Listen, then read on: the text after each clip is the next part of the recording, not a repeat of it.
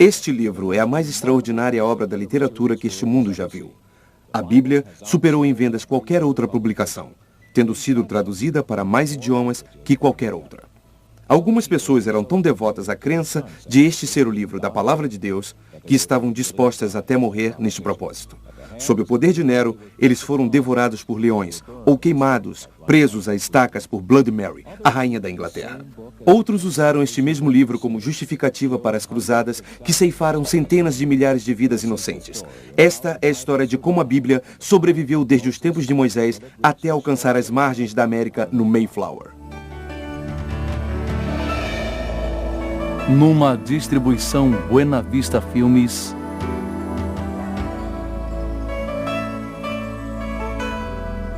O Livro Eterno.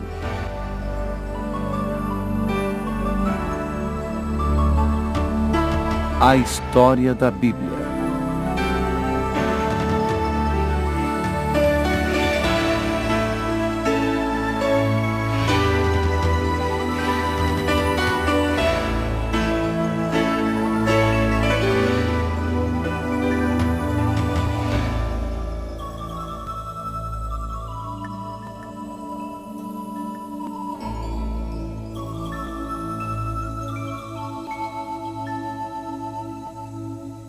A palavra de Deus para o homem, como a Bíblia começou, 1500 a.C.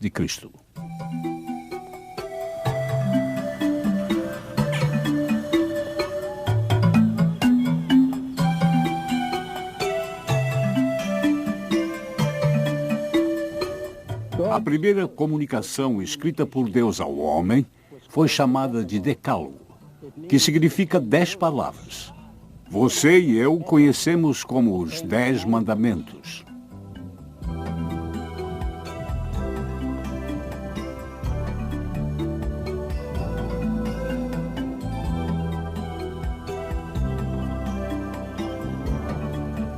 Primeiro foi dada oralmente e depois foi escrita. Moisés foi chamado a subir o monte pela segunda vez e Deus deu a ele os direitos dos povos, os direitos de propriedade e os direitos ao culto. Quando Moisés retornou do monte, escreveu as palavras do Senhor. Isto tornou-se conhecido como o livro de Popanac. Estes, de fato, retirados do registro de Bacalamelec, tornaram-se o início das sagradas escrituras que hoje chamamos de Bíblia.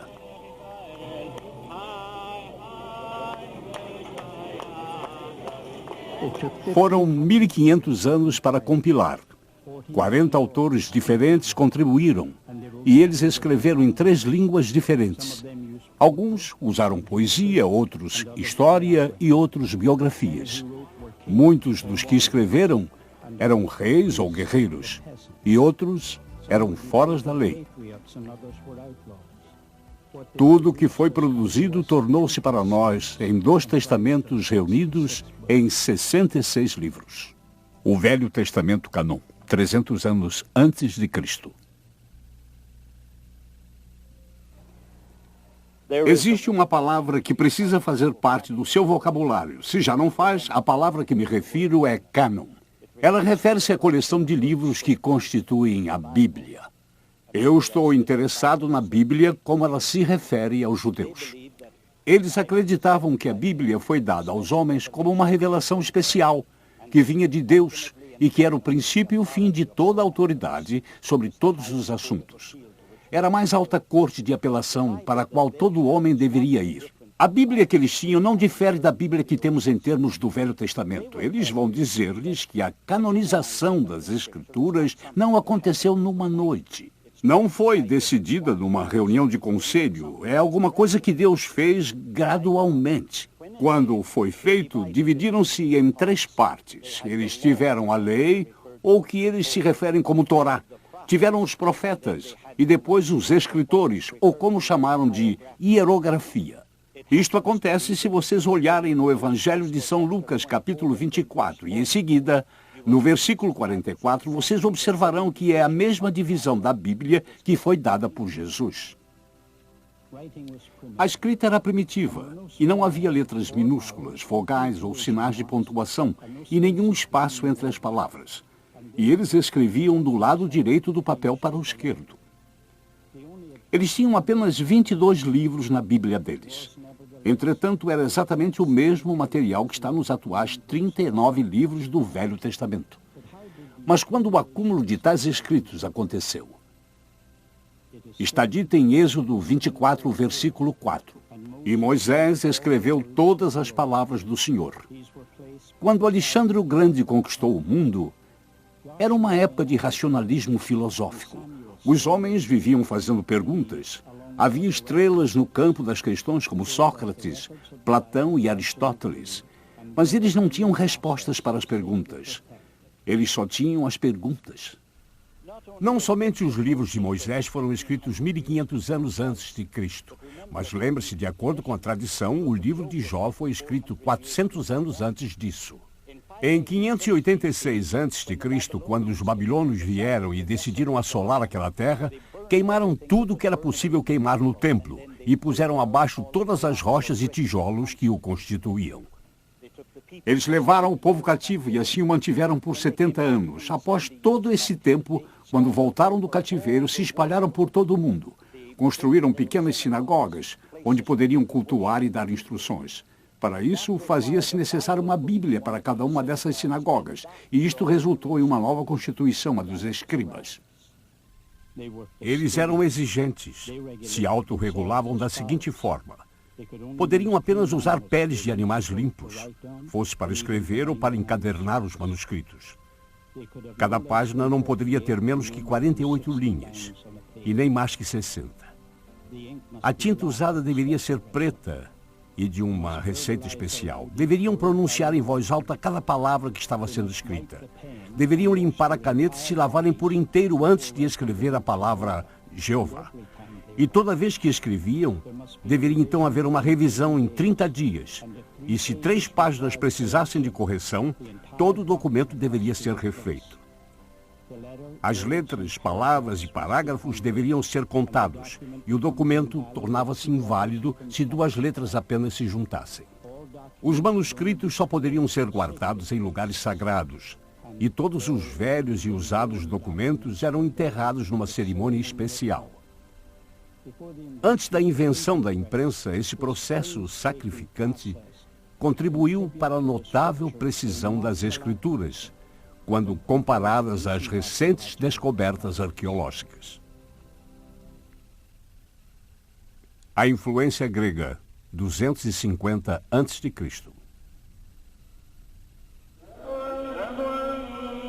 Jerusalém, Israel.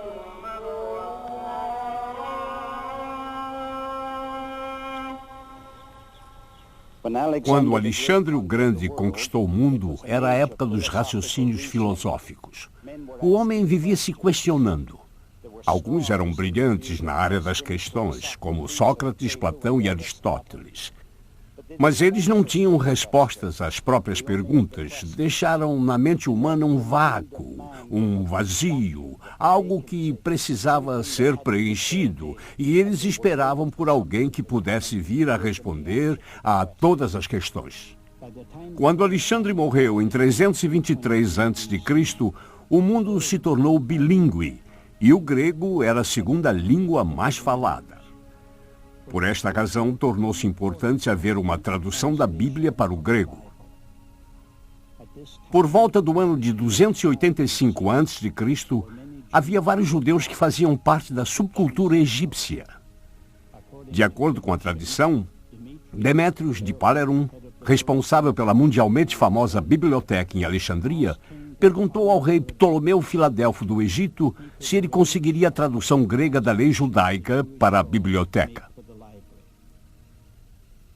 Para realizar isto, o rei liberou 100.000 escravos judeus que ele tinha em seu domínio e os enviou juntamente com um presente generoso e o embaixador para Eleazar, o sumo sacerdote de Jerusalém, e assim fez seu pedido. Ele desejava que fosse selecionado 6 sábios de cada uma das 12 tribos, somando assim 72 homens. Esses homens deveriam ir a Alexandria para trabalhar nesta tradução. Ao chegarem lá, tiveram uma recepção real de boas-vindas na corte. Foram enviados à ilha de Feros. Nesta ilha especialmente preparada, havia 72 cubículos, um para cada homem, e em 72 dias eles traduziram todo o Torá. Eles foram tão incentivados pelo trabalho feito que cada um concordou com a tradução do outro. Eles batizaram o seu trabalho como Septuagint, que em grego significa 70.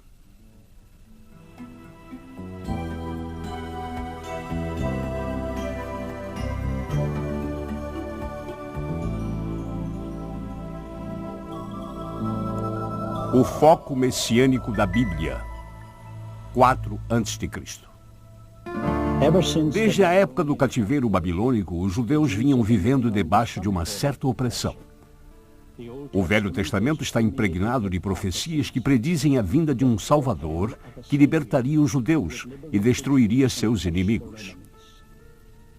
Ambos sábios judeus e cristãos concordam que o tema central da Bíblia aponta para um Messias, um Cristo.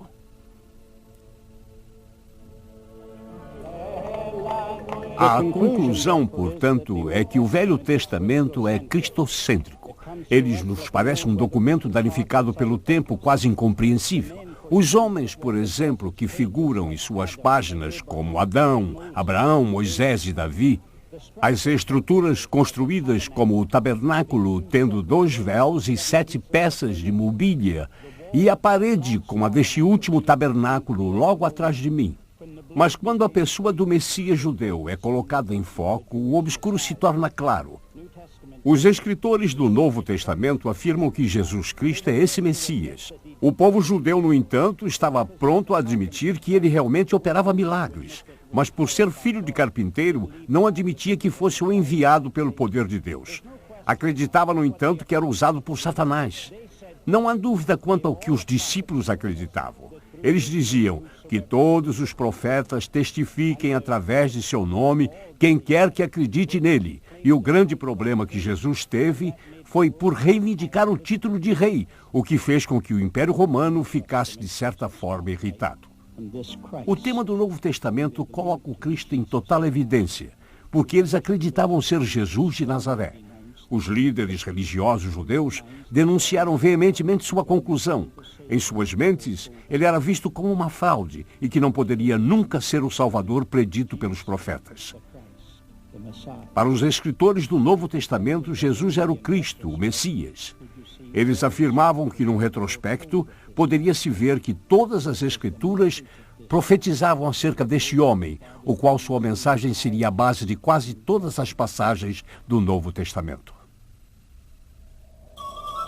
As revelações de um homem da Galileia, 4 a.C. a 29 depois de Cristo.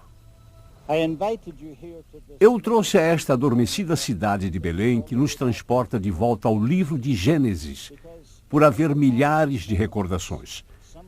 Algumas delas trágicas, outras triunfantes. Nestas colinas atrás de mim, era onde Davi apacentava suas ovelhas, e onde Samuel, o profeta, o ungiu e o fez rei de Israel. Mas o mais prodigioso acontecimento, de acordo com os cristãos, se deu nesta cidadezinha. Eu sei que ao falar o nome Jesus Cristo, este lhes pareça bem familiar. Mas talvez você se esqueça de que ele verdadeiramente viveu a história. O povo contemporâneo a Jesus o identifica e, sem dúvida, fala da enorme influência que exercia e dos milagres que operava. Ele fez revelações fantásticas sobre si. Ele declarou ser o Filho de Deus e que havia sido enviado pelo Pai para trazer salvação à humanidade. Também afirmou ser o caminho, a verdade e a vida, e que ninguém chegaria ao Pai se não fosse através dele. Confúcio, Buda ou ainda Maomé, nenhum desses fizeram tais afirmações tão corajosas. Mas sua grande revelação em relação à sua morte sacrificial é que ressuscitaria dentre os mortos em 3 dias. Para os líderes religiosos judeus daquela época, suas declarações eram absurdas, na verdade blasfemas. E então entregaram às autoridades romanas e estas o levaram a um lugar chamado Monte da Caveira, o qual muitos historiadores acreditam ser este local, e numa cruz de madeira o crucificaram. Mas esta rocha não foi o fim da história. Próximo ao monte da caveira onde o crucificaram, havia um jardim, e neste jardim havia uma tumba cavada na rocha. E foi neste sepulcro que puseram seu corpo, já sem vida. Muitos historiadores acreditam ser este o local onde tudo aconteceu. Removeram uma grande pedra e a rolaram até a entrada. Fecharam o túmulo e puseram soldados romanos para vigiá-lo. No domingo seguinte, cedo pela manhã, as mulheres vieram embalsamar o corpo. Ao chegar, descobriram que ele já havia sido embalsamado.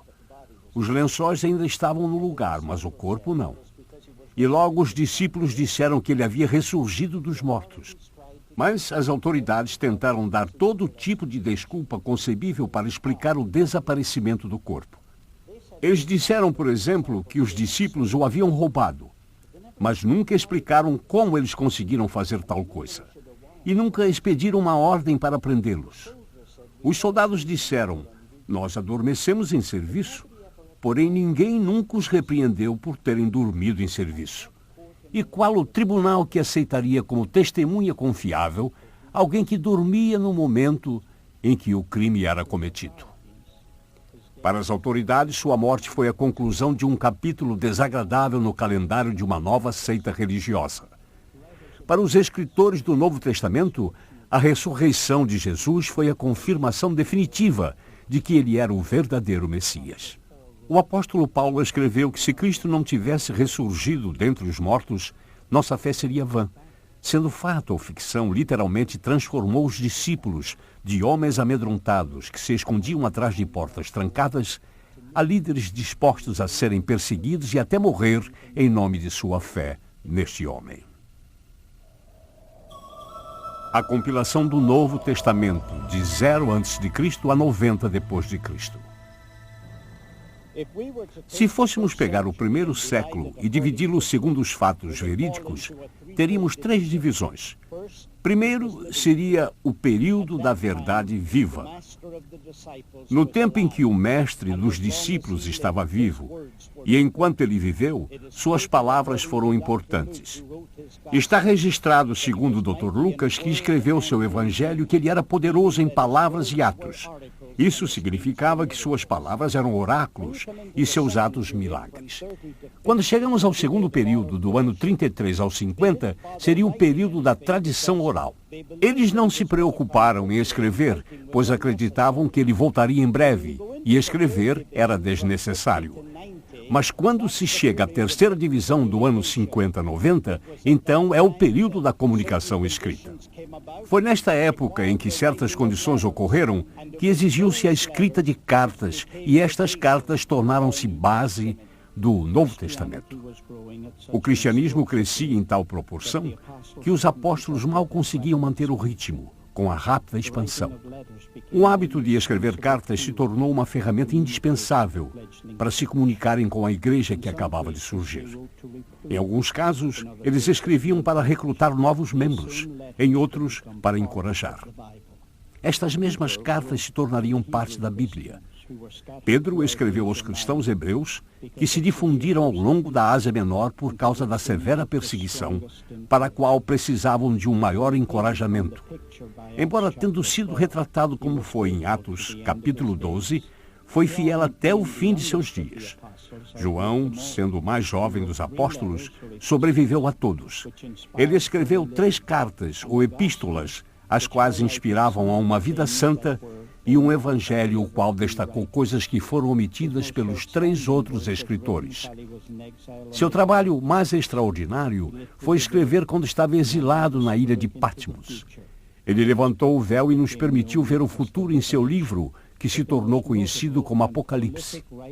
Porém, o mais notável escritor do Novo Testamento foi o mais zeloso perseguidor da igreja no princípio, Saulo de Tarso. O primeiro mártir cristão, 35 d.C.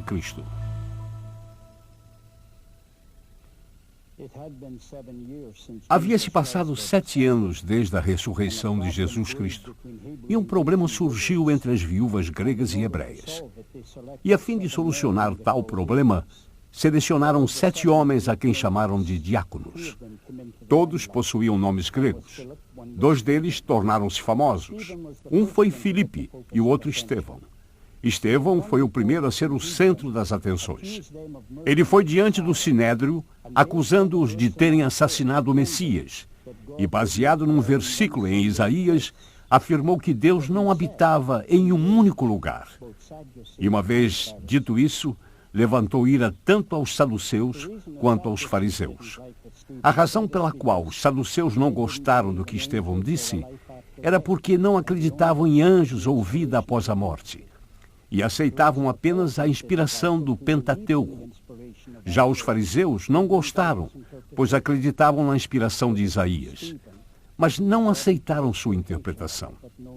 E então pegaram Estevão e o trouxeram a este local, que é conhecido como Portão de Estevão, e o apedrejaram. Ele foi o primeiro mártir.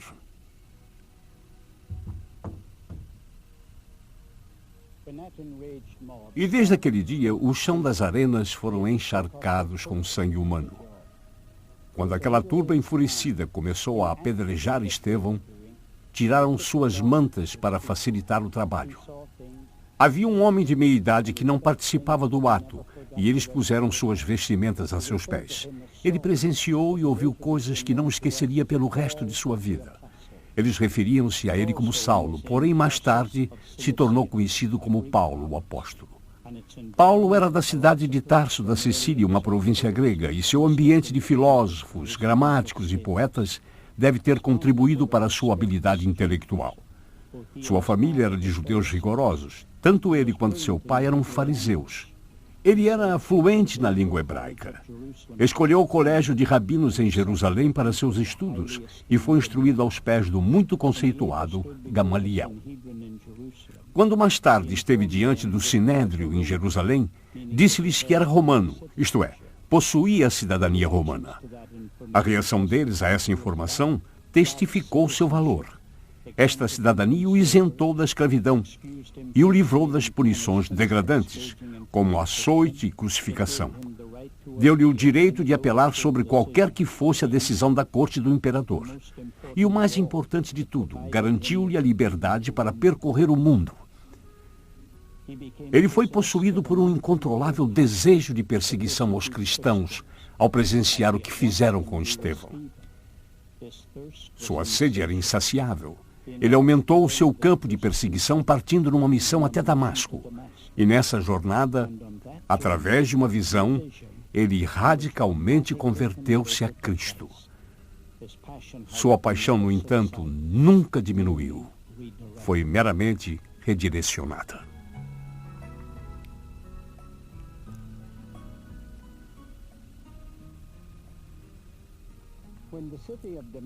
Quando a cidade de Damasco soube da conversão de Saulo e sua presença na cidade, decidiram então matá-lo. Colocaram um guarda em cada portão de entrada, mas através de uma janela, seus amigos o desceram num cesto, e assim ele escapou. Seguiu para a Arábia, onde ficou por 3 anos. Foi visitar os apóstolos na cidade de Jerusalém. E então a igreja de Antioquia o chamou para a obra, e mais tarde o consagraram ao ministério cristão.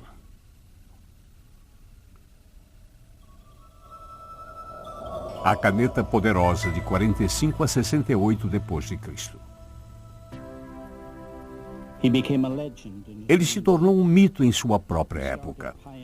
Ele começou abrindo caminho para as igrejas dos gentios, em 2 continentes distintos, talvez em 3, ou então 4 jornadas missionárias. Seu trabalho foi incansável por 30 anos. Ele percorreu mais de 12 mil milhas em terra e mar em uma época sem a conveniência do transporte moderno. Grande parte do percurso foi feito a pé. Onde parava, tornava-se centro de dissensões. E em um desses o apedrejaram e o largaram, acreditando que estivesse morto. Por conta do tremendo âmbito do ministério pioneirista de Paulo, houve a necessidade de um acompanhamento através de cartas às igrejas que ele fundara. Nesta área, Paulo se tornou o mais produtivo escritor de todos os autores do Novo Testamento. Ele escreveu mais da metade das epístolas do Novo Testamento, e a maioria dessas cartas foram escritas enquanto estava preso. Sua última carta foi escrita na prisão aguardando a decisão de César. Aproveito um intervalo para trazê-los à cidade de Roma, particularmente à prisão Mamertine, onde Paulo ficou preso. Fica aproximadamente a 6 metros abaixo do solo e a mais ou menos 40 metros de distância do Senado romano. Além disso, há o Fórum Romano, o Palácio dos Césares e o temível Coliseu. As carruagens cruzavam acima do teto de pedra de onde Paulo se encontrava, e todas as negociações do poder imperial romano eram feitas acima dele. Vamos descer ao lugar onde ele era mantido preso.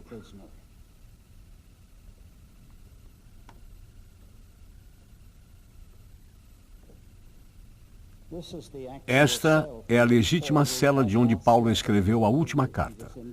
Ele estava neste local quando o fez. Ao escrever aos romanos, inicialmente disse que esperava ter uma jornada próspera e que a vontade de Deus fosse feita.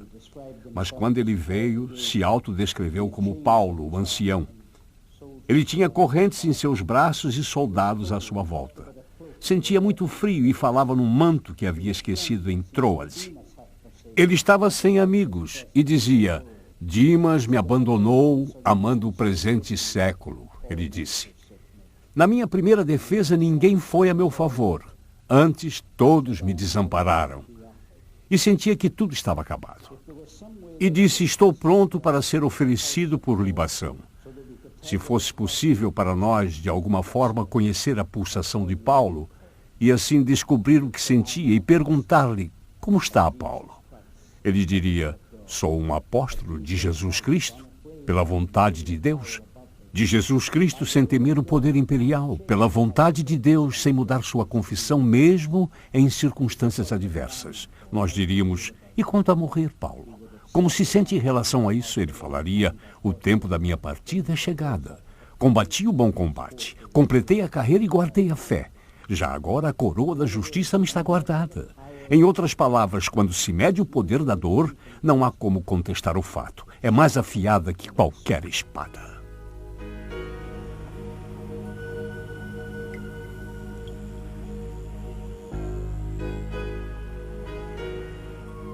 O apóstolo Paulo foi um de uma longa lista de escritores do Novo Testamento que foram martirizados. Segundo a tradição, foi supostamente aprisionado como Paulo e morreu nas mãos do imperador Nero. Ele foi trazido chicoteado e crucificado de cabeça para baixo. De acordo com o historiador John Fox, Pedro escolheu ser crucificado, mas no fundo não se achava digno de padecer da mesma maneira que Jesus. Tomé, segundo a tradição, viajou à Índia, onde morreu queimado por causa de sua fé. O único apóstolo que escapou do martírio foi João. Acredita-se que sobreviveu mesmo sendo queimado em óleo. No entanto, viveu até a idade bem avançada. Todos os outros autores do Novo Testamento foram ou crucificados, mortos pela espada, açoitados, decapitados ou queimados vivos. Onde estão todas essas cartas? De 50 a 90 depois de Cristo. Os mais antigos fragmentos do Novo Testamento datam do ano 120 a 150 depois de Cristo. É conhecido como o Manuscrito de Ryland e é guardado na Universidade de Manchester, na Inglaterra. Acreditando-se que o Evangelho de João tenha sido um dos últimos a serem escritos do Novo Testamento, o documento original deve ter sido escrito 25 anos antes. Não há mais disponíveis cópias da primeira edição da Bíblia. Mas isso não deve nos alarmar após termos tomado conhecimento como era exaustiva a preocupação com relação a documentos antigos e meticulosa supervisão em conservá-los. A Bíblia nos foi dada em fragmentos e os paleógrafos tiveram que juntar vários documentos para obter uma cópia completa. As descobertas mais recentes desses manuscritos confirmaram o meticuloso processo de cópia das Escrituras e dissipou a concepção de que a Bíblia não é uma tradução precisa dos autores originais. A mais recente dessas descobertas ocorreu em 1947, ao serem encontrados rolos de pergaminho no Mar Morto. O mais importante segmento disso se referia ao Qumran. Existiam 11 grutas onde eles em grupo encontraram esses documentos, e com isso acreditou-se que era parte da biblioteca de uma seita dos essênios, o qual tinha uma pequena comunidade não muito longe de onde estamos neste momento. Nos foi de grande valor todas essas descobertas. Em primeiro lugar, nos habilitou a reproduzir coletivamente todo o Velho Testamento, com exceção do livro de Esther. Em segundo, foi construída uma ponte que nos aproximou dos manuscritos originais de 1000 anos atrás, sobre tudo que possuímos anteriormente.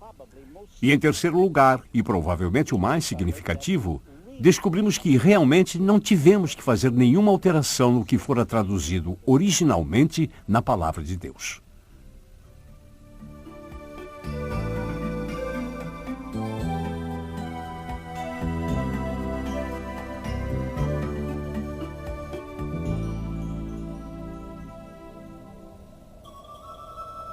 A contribuição romana, ano 100 depois de Cristo.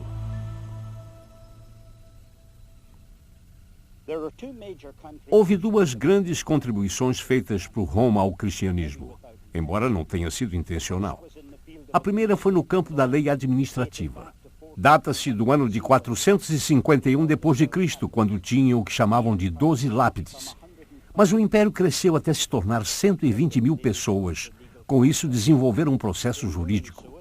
E uma vez tendo sido bem feito, tornou-se a base das leis na Europa, especialmente na Inglaterra. E por causa desta última, também nos Estados Unidos, Canadá, Austrália, África do Sul e onde quer que o idioma inglês fosse falado.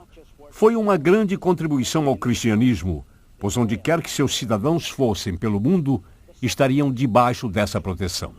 A segunda maior contribuição foi na área da construção. Eu digo construção porque a maior preocupação era a mobilização de um exército. Eles queriam ter a certeza de que o exército poderia se locomover da forma mais rápida possível. Assim, construíram estradas, pontes e muralhas. Aqui ao meu lado pode ser visto um aqueduto construído no século II, que trazia água fresca à cidade de Cesareia. E observe como está bem conservado, ainda nos dias de hoje. Esses dois e muitos outros contribuíram grandemente para a expansão do cristianismo. As catacumbas sob a cidade de Roma eram usadas para enterrar os cristãos. Estima-se haver 4 milhões de covas aqui. Em Roma, existiam 40 congregações cristãs separadas, encontradas logo após a última perseguição.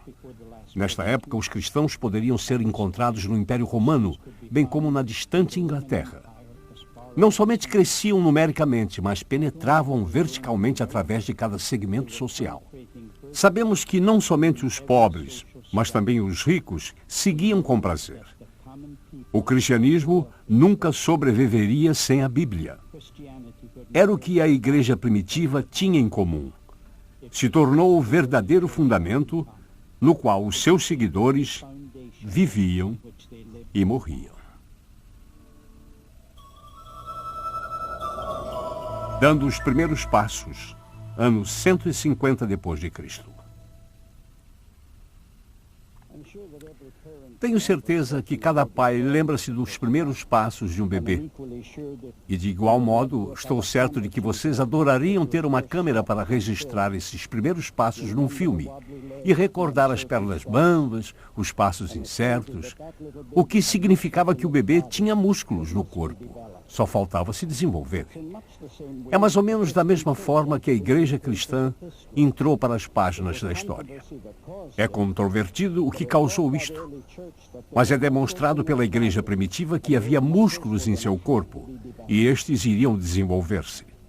Todas essas controvérsias e heresias tentaram destruir a unidade da igreja, a pureza de sua doutrina e a autoridade da Bíblia. De fato, esses ataques resultaram em 3 propósitos benéficos. Primeiro, provaram que as heresias poderiam causar um efeito saudável no corpo. Afinal, os germes estimulam a produção de anticorpos. Segundo, as falsas teologias foram instrumentos para fazer nascer a verdadeira teologia cristã. Finalmente, o mais importante para a nossa história, os conflitos forçaram o desenvolvimento do reconhecimento universal da autoridade da Bíblia. Um dos mais notáveis homens que defendeu a igreja contra essas heresias foi Policarpo. Ele era discípulo do apóstolo João e foi indicado por ele para ser o pastor da igreja de Esmirna. Ele era conhecedor de praticamente todas as cartas do Novo Testamento.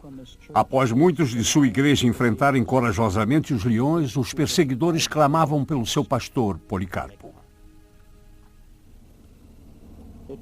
Foi um dos servos que, sob tortura, denunciou onde o mestre estava.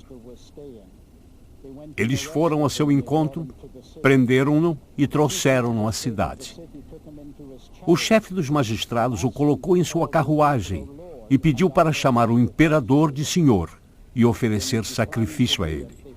Ao se recusar a fazer isso, foi lançado para fora da carruagem e, ao cair, quebrou o tornozelo.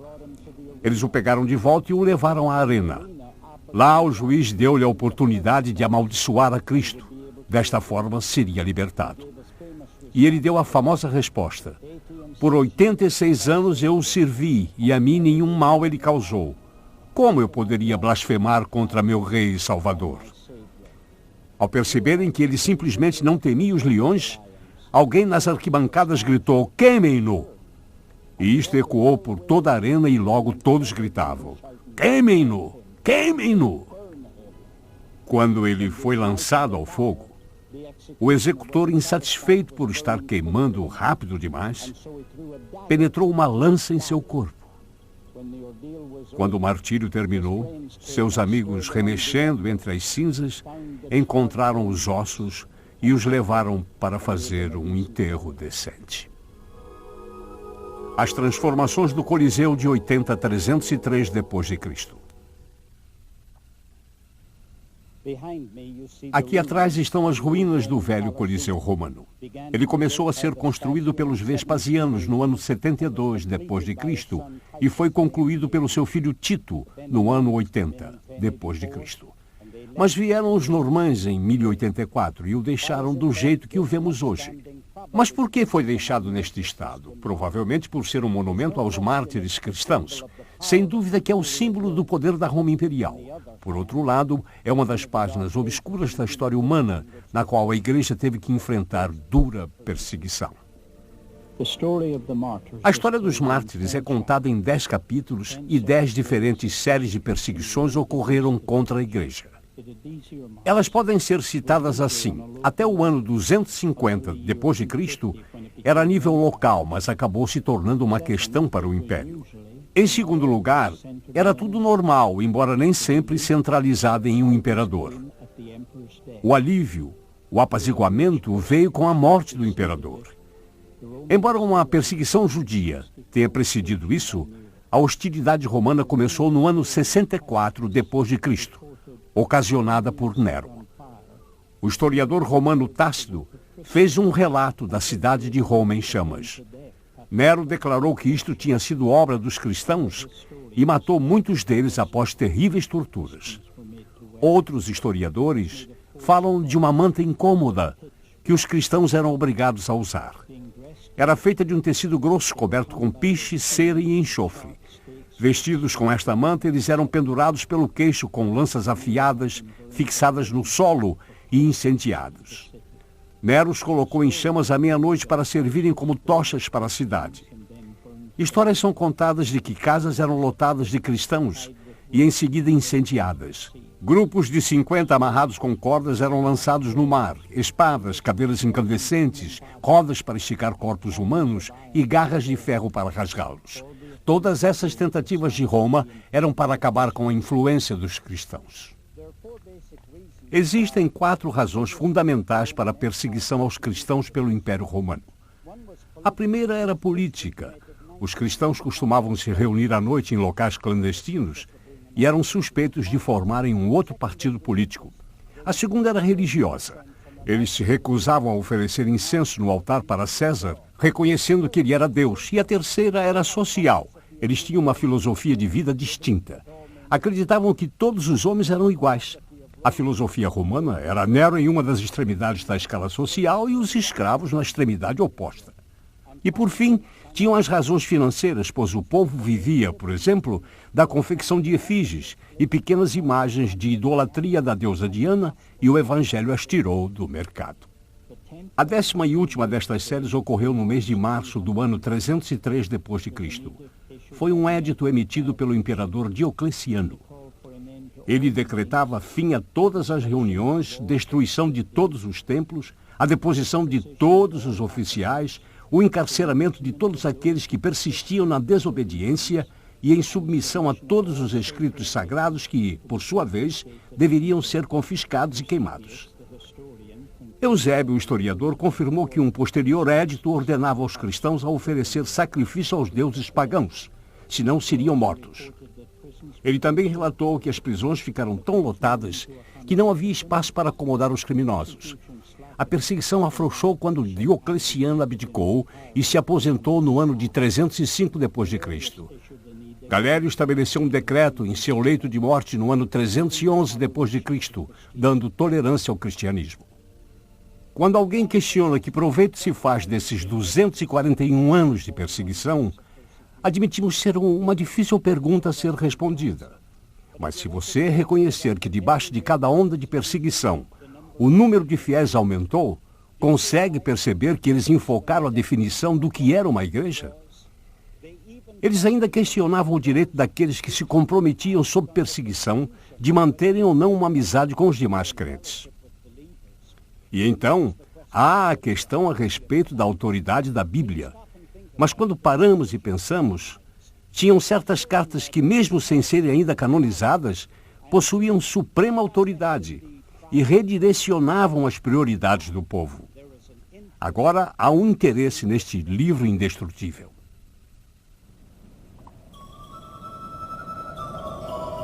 Da perseguição à proclamação, do ano 303 a 331 d.C.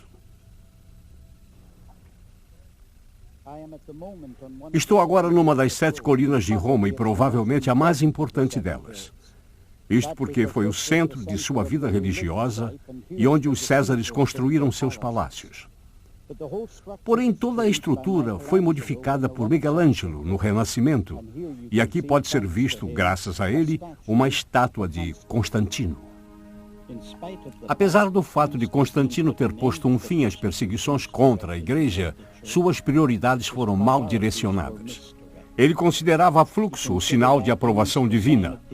Ele trouxe os bispos que foram reduzidos à pobreza relativa, marcados e aturdidos pelas recentes perseguições aos palácios que resplandeciam com a luz e exalavam perfume. Ele construía igrejas e as enchia de um corpo de clérigos e bispos quando ainda não se tinha conhecimento de profissão do cristianismo naquela região. Ele outorgava grande soma de dinheiro para sustentar os pobres, presumindo que isto resultaria em conversões.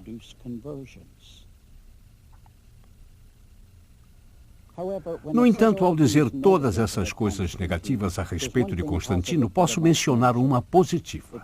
Foi ele quem pediu a Batenácio para providenciar 50 Bíblias e copiá-las para que pudesse levar à sede do novo império no leste, Constantinopla. Isto resultou numa coisa. Fez com que as pessoas questionassem o que é a Bíblia. E isso preparou o terreno para a canonização da Escritura. A palavra se torna suprema, 367 a 397 d.C.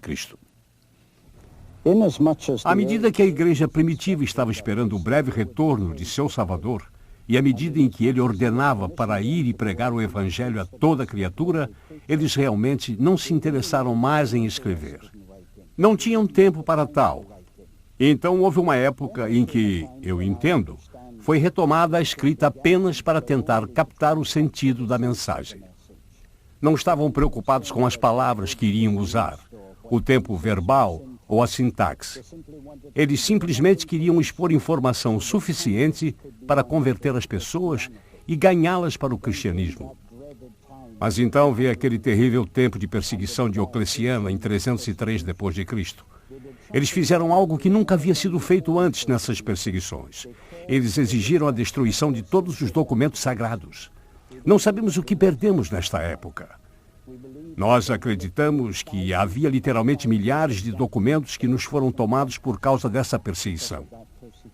Então, logo esse período passou, veio o ávido desejo de saber o que estava escrito.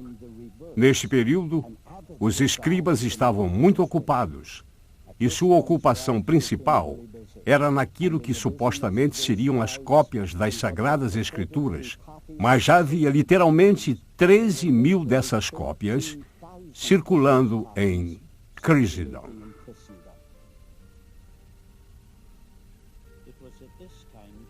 Foi neste tempo que o maior teólogo de sua época, Atanásio, iniciou a cruzada por um Novo Testamento canonizado. Quando nós falamos cânon, nós simplesmente estamos nos referindo a um quadro de medida, um nivelador ou pesos ideais para equilibrar uma balança. A palavra foi primeiramente aplicada às Escrituras por Atanásio no século IV. A história da canonização do Novo Testamento não foi o registro de um simples fato. Foi um processo lento que passou por vários estágios. Mas em 367 d.C., Atanásio escreveu uma carta na qual ele listou pela primeira vez nos registros da história os 27 livros do Novo Testamento. Em 397 d.C., o Concílio de Cartago deu a primeira aprovação oficial dos 27 livros do Novo Testamento. A Igreja, de um modo genérico, agora possui uma voz de autoridade. Para esta autoridade, todo concílio, conclave, pastor ou papa, todo o corpo deliberativo se submeteu. A palavra se tornou suprema. A Bíblia no latim vulgar de Jerônimo, 405 d.C. Estou de frente para uma gruta de pedra na cidade de Belém que mede 20 por 20, onde um homem passou 16 anos de sua vida. Ele fez a maior coisa que poderia ter feito pela humanidade. Seu nome, Jerônimo. Nasceu na cidade de Dalmácia em 347 d.C. e tem pais cristãos. Seu pai cuidou de sua educação inicial e então o enviou para a cidade de Roma para estudar retórica e filosofia com um grande professor chamado Donato. Enquanto estava lá, se submeteu ao batismo nas águas. Isto causou um efeito profundo em sua vida. Ele deixou a cidade em 390 d.C., quando estava traduzindo um comentário do livro de Salmos. Ele e 3 amigos decidiram viajar para o leste. Prosseguiram até alcançar a cidade de Antioquia, quando ficou seriamente doente. Ele foi tomado por uma febre alta e, numa noite, quando estava delirando, sonhou que Cristo lhe dizia que ele não era um cristão. Por isso, dedicou sua vida àquilo que julgava ser a tarefa mais difícil de todas: aprender e dominar a língua hebraica. No ano seguinte, ele esteve na cidade de Constantinopla. Ali, pregações importantes contra o arianismo o influenciaram a se tornar um verdadeiro defensor da fé. Então, 2 anos mais tarde, ele foi à cidade de Roma presidir um concílio que estava havendo lá. Neste ínterim, ele conheceu Damasco, bispo de Roma, que mais tarde se tornaria papa. Um forte vínculo nasceu entre esses 2 homens e uma grande amizade surgiu. Grande o bastante para que, se Damasco pedisse a Jerônimo que, se fosse possível, traduzisse pela primeira vez o Novo Testamento do hebraico direto para o latim. O latim se tornava cada vez mais importante nos negócios do Império. Na África do Norte estava sendo usado na comunicação exclusivamente para informações religiosas. E então se fez indispensável uma tradução precisa do original para o latim. E não havia ninguém melhor qualificado que Jerônimo. Ele se mudou para Belém para viver uma vida monástica e se dedicou totalmente a esta enorme tarefa. No ano de 405 d.C., sua missão havia sido concluída mas ele passou o resto de sua vida se dedicando a escrever defesas para a fé ortodoxa. Ele finalmente morreu em 420 d.C. Embora seu trabalho tenha se tornado conhecido como a Vulgata, ou Bíblia, na linguagem comum também se tornou o verdadeiro instrumento que bloqueava o acesso a qualquer outra Vulgata. Esta foi tão altamente admirada que as gerações posteriores decidiram proibir qualquer outra tradução. Ao contrário, o latim se tornaria a língua oficial da Igreja. Todos os outros idiomas seriam, com isto, privados de qualquer tradução para sua língua materna. O bom se tornou inimigo do melhor. Isto, de fato, privou o público da Bíblia e deixou o mundo afundado na escuridão da Idade Média.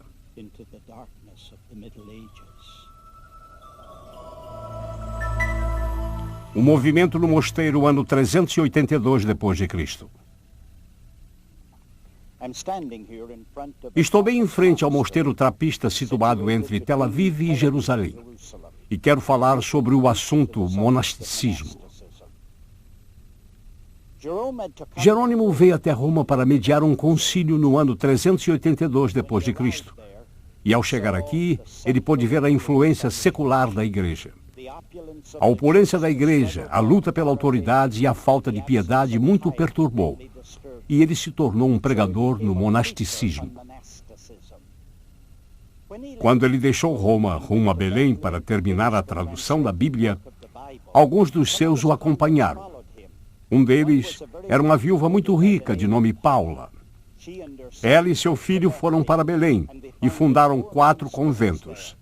3 deles para freiras e um deles para um monge. De acordo com o Philip Shaw, o grande historiador da Igreja, Jerônimo é o pai do monasticismo romano.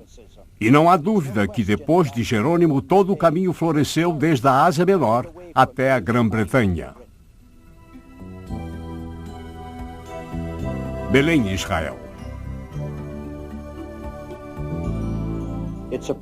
Estou aqui próximo à tumba de São Jerônimo, que é considerado o pai do monasticismo romano. Se tiver a oportunidade de visitar um convento e olhar pela janela, você vai se convencer de que eles eram o sal de sua geração. A ordem dos beneditinos, por exemplo, foi altamente organizada. Cada um tinha sua tarefa específica, ambas sagradas e seculares, e isso ajudou a mantê-los à parte do sistema feudal de sua época. Havia oração e adoração dia e noite. Existiam vigílias e vesperais, mas havia algo mais importante que isso. Estes lugares eram realmente centros educacionais. As pessoas que viviam lá passavam a maior parte do tempo escrevendo ou copiando filosofia e literatura.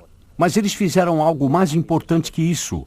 Reproduziram as escrituras e mantiveram a Bíblia viva numa geração onde poderia ter morrido. Por esta razão, pensamos neles como lírios brancos em lagos enlameados. A escuridão da Idade Média, ano de 550 d.C. É axiomático que os primeiros passos após uma queda são os mais dramáticos de todos. E quando esses passos tiveram lugar na queda do Império Romano? Alguns irão dizer que foi quando dividiram o Império em Ocidental e Oriental. Mas talvez seja mais exato na Guerra dos 20 anos contra os godos, que acabou no ano de 555 d.C.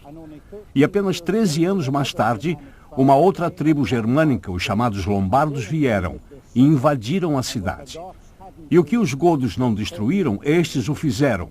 Mas um homem veio ao papado com o nome de Gregório. Eles o chamavam de Gregório o Grande, e ele merecia o título. Ele era um homem magnífico. Certa vez em que o exército lombardo não tinha sido bem pago, ele decidiu que iria pegar o dinheiro da igreja e com ele pagar o exército. E por tal feito se tornou conhecido como o salvador do Império de César. E foi isso que trouxe universalidade e unidade à igreja.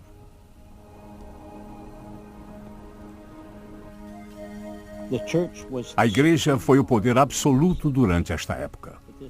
Mas este poder é um triste capítulo na história do cristianismo. A Bíblia foi relegada às portas trancadas de um convento. Foi colocada em um pedestal e confinada a uma linguagem que apenas alguns poucos privilegiados podiam ler. Enquanto isso, a igreja era consumida com seus objetivos políticos e isso resultou em cruzadas e outras atrocidades. Um número incontável de vidas foram ceifadas, mas desta vez a igreja foi a responsável. No entanto, nas longínquas ilhas britânicas, a Bíblia estava apenas começando a sacudir as ondas que mudariam o curso da história para sempre.